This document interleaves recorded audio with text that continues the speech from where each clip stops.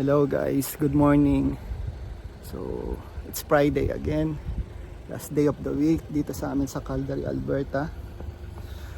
6 o'clock na in the morning at we're getting ready. Papasok sa trabaho. Medyo maaga tayo gumising kasi nga paasa tong si Spring. Mag-snow na naman dito sa amin at mag-shovel tayo. Maglilinis tayo ng ating kotse bago pumasok.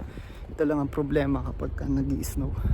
Medyo maaga, kailangan maaga kasi nga kailangan mo pang asikasuhin to. Pero it is what it is. Dito tayo sa Canada, kaya konting tiis. So yun mga guys, see you later.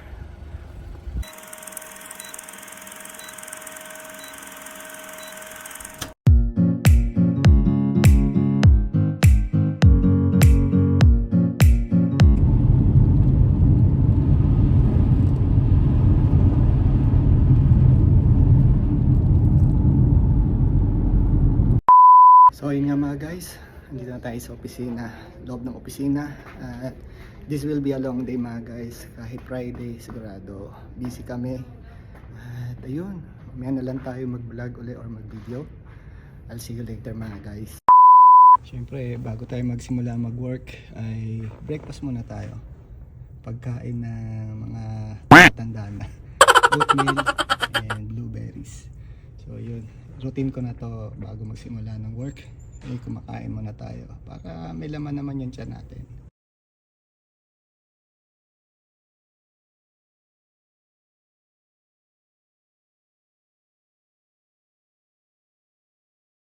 One eternity later.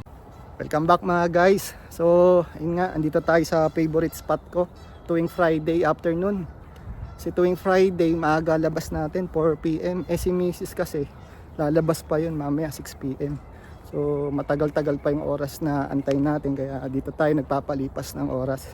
Dito tayo sa Carbon Park mga guys. Ito yung dito tayo nagpunta last time nung may nakita tayong deer. Dito yun sakto, dito sa area na yun. So yun nga, habang nag-aantayin tayo kay Mrs. maglakad-lakad muna tayo at magkwentuhan sandali. Grabe yung weather ngayon dito sa amin. Kaninang umaga pagpasok nag-i-snow. Ngayon naman medyo makulimlim na lang. Nga lang pagka ganito yung weather, medyo di mo maiwasang mag-emo minsan Yung parang nagpa-flashback lahat sa'yo. Parang naisip mo yung mga realization mo sa buhay. Pagka ganito, nakikita mo puti lang nasa paligid mo, tapos bumubuhos yung snow. Ang dami-daming naglalaro sa isip mo. So ayun nga, habang naglalakad-lakad tayo para dun sa mga bago pa lang din sa channel natin at hindi nakasubaybay ng mga unang-unang vlog natin last year pa, siguro umpisa na lang natin sa bakit nga ba kami nag-decide ni Mrs. na mag-migrate or mag-move dito sa Canada. Sa pagkakaalala ko, it's been 6 years na simula nung mag-decide kami ni Mrs. na mag-move dito sa Canada. 2019 nung nag-start akong bumalik sa school. Yun nga, nag-aral tayo sa SAIT bilang isang international student.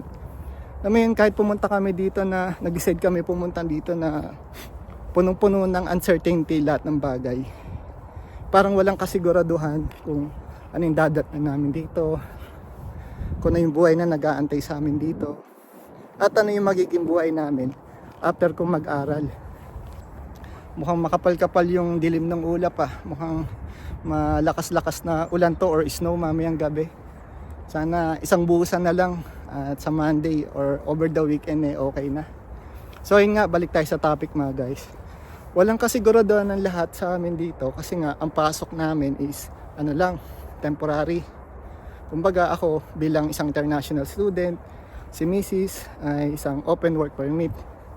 So yun, pinagpalit namin or sinugal namin kung ano yung buhay na meron kami sa Bahrain or sa Middle East para sa pangarap namin dito. So syempre, siguro mas maganda kung bigyan ko muna kayo ng konting background na kung ano meron kami sa Bahrain. So 2007 nung una, parehas kami ni Mrs. na makarating ng Bahrain. Sa akin, unang sakay ko yun ng eroplano, unang tungtong ko ng airport. Basta lahat sa akin, una yung experience noong 2007.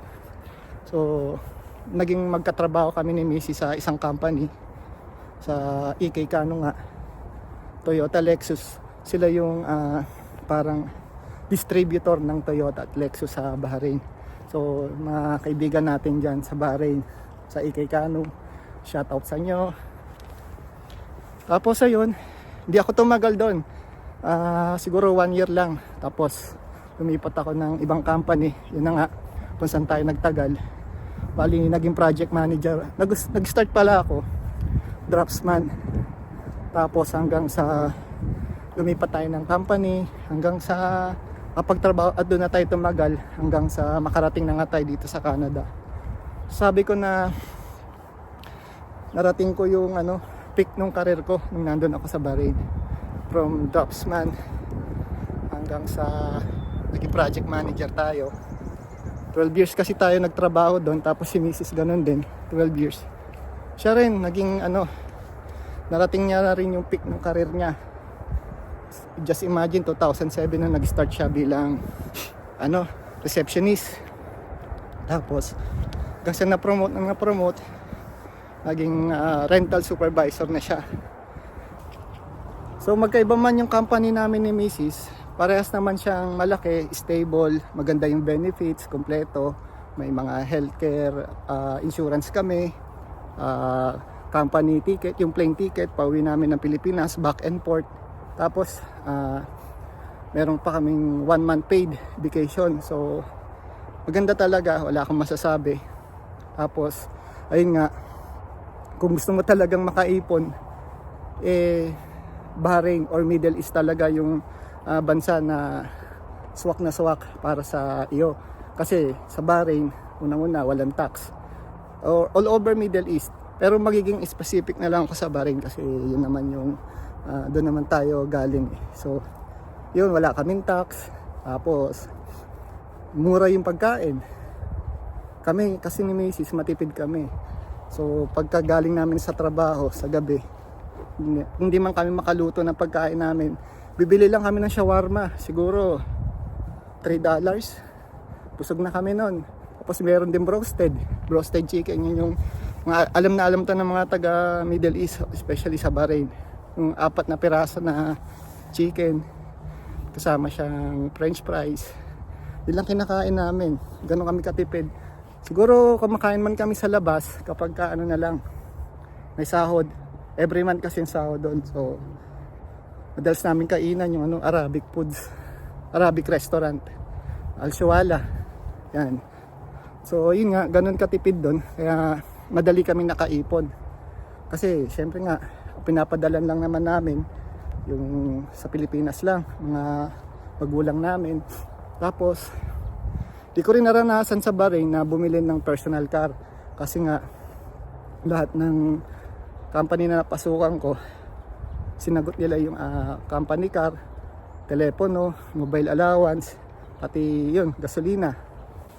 Tapos yun yung pagdating sa working environment namin or working place namin.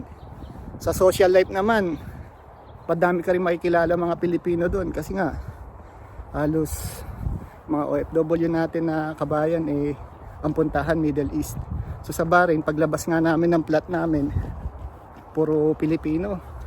So yun, kikita mo na lang, lalakad-lakad din kapag kagabi, mga kabayan. So hindi ka maho-homesick. Tapos pagka may mga okasyon, kaya na may birthday, Christmas, New Year, kompleto yan. Mga nakilala mo mga kaibigan, pag sinabihan mo, pupunta at pupunta talaga. Kasi nga, medyo maluwag ang oras doon. Di kasi kagaya dito, kapag may okasyon, Christmas, New Year, kailangan magtrabaho kasi ng mga tao dito. Double job, triple job. Sa Middle East kasi, isa lang yung trabaho namin. Kung kanino ka lang nakabisa na company, doon ka lang. Bawal na bawal doon yung magda-double job ka. So kaya hindi mo mapipil na maho-homesick ka or malulungkot ka. Tsaka syempre doon walang ganito. Isa kasi itong weather na to, itong winter, sa nakakadagdag ng lungkot minsan kapag mahina-hina yung emotion mo. Sa Bahrain naman kasi wala, maraming kang activities na pwedeng gawin doon, especially kapag Friday, Saturday kasi ang ano ron ang off. So marami kang pwedeng puntahan. Ano yun, all year round. Kasi may winter man kami doon, hindi naman kasing ganito, hindi nagne-negative temperature. Ayun, syempre hindi lahat ng magagandang bagay pangmatagalan pag nasa Middle East ka or nasa Bahrain ka. Aabot din sa point na may hangganan ng lahat. Nga lang, syempre pagdating doon sa trabaho na lang, unahin natin. Sa trabaho kasi, pag nag-50s ka na, tumuntong ka na ng 50s, sa company namin obligado ka na kasing ipo-force retirement ka na. Kakausapin ka ng HR namin. Yun. Pag sasabihin sila, mag-retire ka na. Kasi nga, maraming mga kadahilanan Unang-una, productivity mo, bumababa na. Yun yung pananaw nila. Pagka nagkakaedad ka na, bumababa na yung productivity mo. Pangalawa, may mga mas bata sa'yo na pumapasok na sa tingin nila mas magaling at may mas i-contribute pa para na may mai-contribute pa sa company na parang hindi mo maibibigay ng 100%. Kasi nga, yung technology, iba na kasi yung technology na alam natin dati sa mga alam ng mga bata sa atin ngayon. Tapos syempre, yung gratuity sa Middle East kasi o sa Bahrain, kapag end of service na, pag retirement na, may bibigay kasi sa yung pera yung company. So yun, kinokontrol din nila yun. Syempre nga, kapag mas matagal ka pa mas matagal yung in-stay mo pa sa company, mas malaki yung gratuity na makukuha mo. So parang pag 50, nilagyan nila ng cut-off, hanggang doon ka na lang, hanggang yun, mababawasan. Hindi na ganun kalaki yung mabibigay sa'yo. Tapos yung stability ng trabaho, ng work mo sa Bahrain kasi, or all over Middle East, yung kontrata kasi namin 2 years lang. Every 2 years renewal nun. Kahit naman na manggaling ka sa Pilipinas, papipirmahin ka 2 taon na kontrata. So yun, hindi ka na kasigurado dun sa 2 taon na yun kahit may kontrata ka. Minsan kasi yung naobserbahan ko, come and go parang may mga ibang lahi, especially pagka nainggit sila sa'yo, sisiraan ka. Siyempre, ang paniniwalaan ng Arabo, kung sino man yung boss mo, yung mas matagal sa company. So kapag nangyari sa'yo yun, kahit wala pang, di pa tapos yung kontrata mo, obligado, pauwiin ka ng Pilipinas, uwi ka ng Pinas. Wala kang chance na magstay doon para maghanap ng work. So yun yung sinasabi kong sa job stability. Halimbawa, meron pa nga halimbawa, emergency, nakapag-loan ka sa bangko. Doon kasi sa Middle East, sa Bahrain, madaling makapag-loan. Lalo na kapag matagal ka sa company or maganda yung company na pinapasukan mo, madali ka maaprobahan. Kaya lang, paano nga kapag biktima ka ng siniraan ka ng kasamahan mo, tanggal ka sa trabaho, paano mababayaran yung loan mo? Mababaong ka rin sa utang. Unlike dito sa Canada, dito kasi meron kaming tinatawag na EI or Employment Insurance.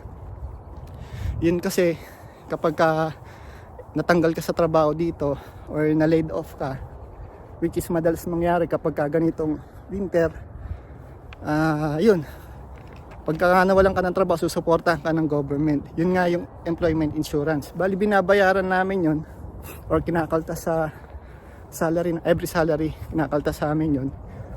Security mo yun, just in case mawalan ka ng trabaho, nasa bahay ka lang, meron kang marireceive na pera galing sa government pang suporta sa mga expenses mo hanggang sa makahanap ka ng trabaho. Isa yun sa kinaganda dito sa Canada. Kaya mawalan ka man ng trabaho, medyo relax ka parang hindi ka mangangamba na paano mo baka hindi mo mabayaran yung bills mo, mga ganun ba. Tapos syempre Sa Middle East, gaya nga nasabi ko kanina, bawal na bawal sa amin doon yung mag part-time o yung magdalawang trabaho. Kasi nga, nakabisa ka lang doon. Kung kanino ka lang company nakabisa, doon ka lang magtatrabaho. Unlike dito, maliban na lang kung nakalamiya ka or LMO, doon sa isang company, hindi ka pwede mag double job. Pero parang 90% na naka open work permit o nagtatrabaho dito as temporary, yun, pwede kang mag part-time job. Ibig sabihin, pwede kang kumita ng extra as makakaipon ka. Hindi ka nakapako sa isang company lang, which is nagbibigay sa'yo ng limited na income. Sa healthcare naman, though may insurance kami doon na sinasagot sa Middle East, sa Bahrain, na sinasagot ng aming company, meron kasing bracket yun eh. Pagka naubos yun, ba, na hospital tayo at naoperahan, tapos naubos yung limit nun, parang kami yung magbabayad ng remaining balance. Unlike dito, parang dito kasi unlimited eh. Once na PR ka na or resident ka na dito, kahit even temporary worker ka, basta meron kang o covered ka ng provincial health, like dito kami Alberta Health Card, ayun, wala kang iintindihin sa pagpapagamot. Ayun nga lang, recently medyo mabagal yung healthcare system namin kasi nga nagkukulang kami sa mga support staff. Kaya yun lang nagiging downfall ng healthcare system dito. Pero rest of everything, okay naman siya. Walang problema. So dito muna tayo sa loob ng iglo, mga guys. Bali, tent nga pala to. Yun, dito muna tayo maupo. Dito natin tuloy yung ating usapan. So yun nga, in terms of family reunification, yung kagaya dito sa Canada. Sa Bahrain kasi, depende sa company, pwede mong i-sponsor yung family mo. Ibig sabihin, pwede mo kunin yung anak mo or asawa mo sa Pilipinas. Tapos, yun, siyempre pag nandun na sa Bahrain, kailangan mo pag-aralin yung mga anak mo, di ba? Kaya lang, hindi libre. Kailangan mo magbayad. Meron kami doon, Philippine school, pero siyempre, hindi rin, medyo may kamahalan din. Kung sa private naman, ganun din. Kung ikaw medyo sakto lang yung sahod mo ron, baka hindi mo rin kasi kayanin. Kaya karaniwang ginagawa ng mga kakilala ko doon, hanggang grade school lang. Tapos pinauwi rin nila ng Pilipinas para doon na magtuloy ng either senior high hanggang college na.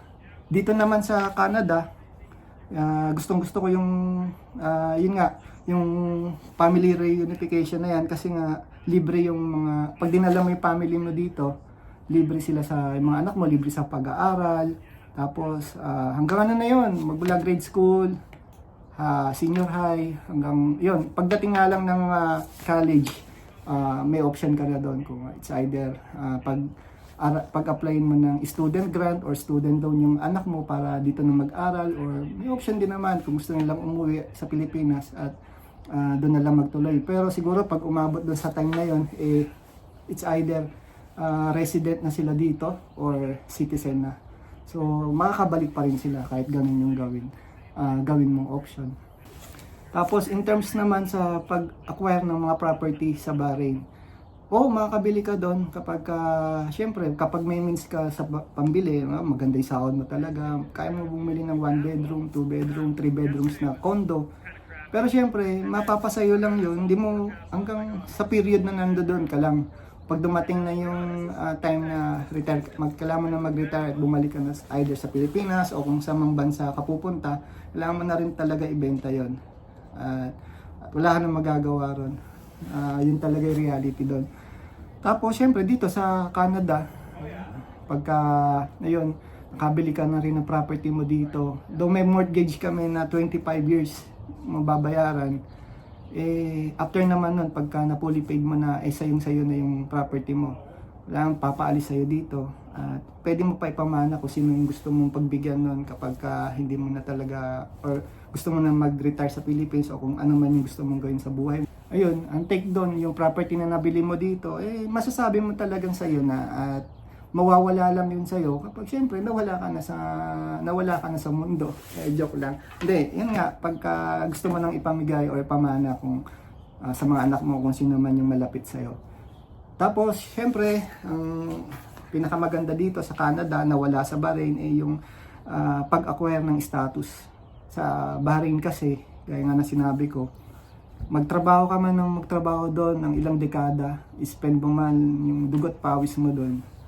Pag umabot ka na sa retiring age, retiring period mo, wala tayong option kundi yun, umuwi na lang ng Pilipinas. At yung length of stay natin doon hanggang doon lang talaga. Hindi, depende na lang to, ba kung babae ka, na gustuhan ka ng lokal, na Arabo, na Bahraini, gusto ka niyang pakasalan, yan baka may chance na maging citizen ka o maging Bahraini ka. Pero sa mga babae lang yun. Paano kami, mga lalaki? Napaka less nung chances, yung probability na maging citizen o Bahraini kami wala sa katotohanan. Parang wala ako nakilala na, wala pa akong na-meet. Pero siguro, ewan ko lang, meron din na naging Pilipino o kung ano man lain na naging Bahraini. Mangyari lang yan pag may nagkagusto sa amin na lokal na babae na Bahraini, baka yun, pero yung probability na mangyari yun parang napakaliit. So yun, unlike dito sa Canada, yun nga, so ako nga pumasok ako as international student, nag-aral 2 years, nag-apply ng permanent residency kami ni Mrs. In 1 year time nakuha namin yung residency namin. Tapos, ayun, ibig sabihin, may linaw yung pag-i-stay mo dito, may patutunguhan na maganda. At ito nga, masabi namin na yung Canada na nga yung bagong tahanan namin o yung kung saan kami mag-i-stay na dahil dyan sa nakuha namin status. Siguro, sooner or later, baka naman yung citizenship naman, pero malayo pa yun, wala pa sa isip namin. Ibig ko lang sabihin, yung length ng stay mo dito, binabalyo ng government ng Canada, binibigay sa'yo yung mga opportunity na parang deserve mo naman makuha. Kaya yun, yung mga nabanggit ko nga, yun yung mga dahilan, mga tinimbang namin na dahilan ni Mrs. kung bakit nag-decide kami way back 2018 na mag-decide kami na mag-move na lang dito sa Canada. Minsan kasi, kahit ayaw man natin, maabot talaga sa point ng buhay natin na yung kung nandun na tayo sa comfort zone natin, parang naghahanap pa rin tayo ng challenge. Yung minsan kasi parang naisip mo, ito na lang yung routine ng buhay ko araw-araw, tapos saan ba patungo to? Parang especially yung nga nasa Bahrain ka, trabaho ka ng trabaho. Kahit makailang dekada ka na ng pagtatrabaho, pero yung fallback, wala. Ang ending, pag muwi ka naman sa Pilipinas or napauwi ka sa Pilipinas, ang edad mo is 30 plus na or nasa 40s ka na, sino pang tatanggap sa'yo sa trabaho sa Pilipinas? Wala. Parang ang option mo na lang doon para mag-survive ka is makapagnegosyo, makapagtayo ka ng negosyo. Kaya lang, sa Pilipinas naman kasi, parang andun na lahat ng klase ng negosyo. Napakarami mong ka-competition. So yun nga, ibig sabihin, kami ni Mrs. umalis kami sa comfort zone namin. Sumubok kami. Sinugal namin lahat ng meron kami. Konting ipon namin sa trabaho, sa company dun sa Bahrain. Dinala namin dito. Nagsimula kami. Parang nag-explore. Tinimbang namin lahat ng mga bagay kung tama ba itong naging decision namin dito, pagpunta namin dito sa Canada. At ayun nga, hanggang sa ngayon, di naman kami nagsisi. At siguro, saksi din naman kayo yung nakakapanood ng ating vlogs. Yun nga, naging PR kami after 1 year na nakalipas after kong graduate. Tapos, recently nakabili kami ng property namin. So, nasabi ko na worth it naman yung sinugal namin papunta dito sa Canada. So, doon nga sa mga gustong pumunta talaga dito sa Canada at undecided pa hanggang sa ngayon, pinakamagandang gawin nyo na sana ginawa namin nung umpisa is yung nag-travel muna kami papunta dito sa Canada. Parang nag-tourist muna kami. At least sa ganung paraan, magkaka-idea kayo kung ano ba talaga yung tunay na buhay dito sa Canada. Ano ba yung mga cost of living, gano'n ba kataas, kakayanin ba namin financially. Alam mo yun, at least prepared kayo pagpunta nyo dito. Kung nag-decide na talaga kayong ituloy nyo, at least hindi na kayo ma-shock o ma-culture shock sa buhay dito. Kasi kami, parang nung pangapanahon na yun, wala nang atrasan eh. Kumbaga, andito na kami, tuloy na namin. Kumbaga, sinugal na namin ang lahat. So, no turning back, no turning back. So ngayon, itong naisip ko na sana isa to sa ginawa namin o sana isa to sa option na nagawa namin, sa inyo ko na lang sasabihin para naman at least meron kayong meron kayong titimbangin. Yun, pinakamaganda yun, magturismo muna kayo, puntahan nyo muna tong Canada. Sigurado naman pagpunta nyo dito, hindi rin kayo magsisisi. Yun nga lang, dapat talaga handa nyo lang yung sarili nyo. At doon naman sa mga international student, nag-graduate na at nagpa-process na ng kanilang PR.